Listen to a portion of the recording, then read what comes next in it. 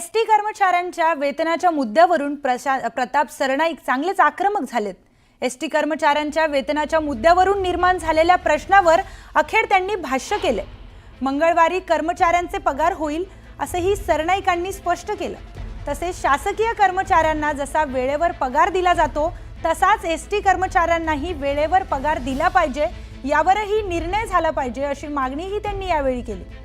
वेळेवर पगार व्हावा ही वित्त खात्याची जबाबदारी आहे। आम्ही त्यांच्याकडे भीक मागत नाहीयेत, आम्ही आमचा अधिकार मागतोय असंही त्यांनी स्पष्ट केलं। दुसरीकडे अर्थमंत्री अजित पवार यांनी एसटी कर्मचाऱ्यांच्या पगाराबाबत परिवहन विभागासोबत बैठक घेत कसा मार्ग काढता येईल हे ठरवू असं स्पष्ट केले। त्यामुळे एसटी कर्मचाऱ्यांच्या वेतनाचा मुद्दा आता मार्गी लागणार याकडे राज्यभरातील एसटी कर्मचाऱ्यांचं लक्ष लागले।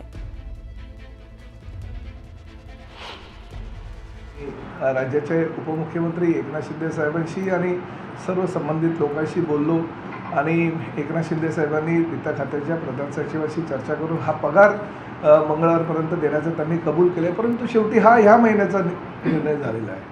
सातत्याने जर असे प्रश्न निर्माण होतील तर तेही योग्य नाही। त्यामुळे ह्या बाबतीतला निर्णय लवकरात लवकर होणं गरजेचं आहे की पगार जसा शासकीय कर्मचाऱ्यांना वेळेवर दिला जातो तशाच पद्धतीने एसटी कर्मचाऱ्यांना सुद्धा वेळेवर पगार दिला पाहिजे।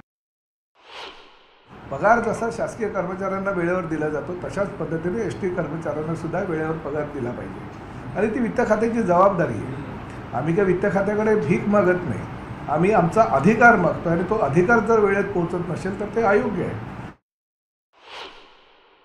यापूर्वी सुद्धा मी वित्त खात्याच्या अधिकाऱ्यांशी बोललो होतो की आमची जी मागणी आहे ती मागणी काही आम्ही अवास्तव मागणी करत नाही, वाढीव मागणी काही करत नाही। जे स्वतःचं आमचं आहे तेच आम्हाला द्या अशी आम्ही मागणी करत असताना ती जर वेळेवर पोहोचत नसेल तर शोकांतिका। आणि त्यात प्रामुख्याने अतिशय महत्त्वाची गोष्ट मला या ठिकाणी सांगायची आहे की आमच्या डिपार्टमेंटकडनं गेलेली फाईल वित्त खात्याच्या अधिकाऱ्यांकडनं परस्पर आमच्या डिपार्टमेंटकडे पाठवली जाते, वित्त खात्याच्या मंत्र्यांकडे सुद्धा पाठवली जात नाही, ही शोकांतिका आहे। तसं होता कामा नये।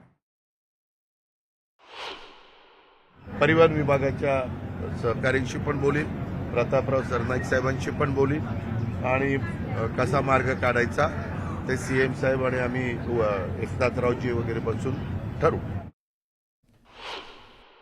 आता एसटी कर्मचाऱ्याचे पगार पुन्हा देण्याचं संबंधित खात्याचे मंत्री आमचे प्रताप सरनाईक यांनी सांगितलेलं आहे, ते देणार आहेत। याच्यात श्रेयवाद कसा घेता? ज्या खात्याचा मंत्री आहे तो मंत्री जर सक्षमपणे ते खातं सांभाळत असेल तर अपयश पण त्याचं आणि श्रेय पण त्याचं, हे मानलं पाहिजे। याच्यामध्ये कोणत्याही प्रकारचा वाद होता कामा नये।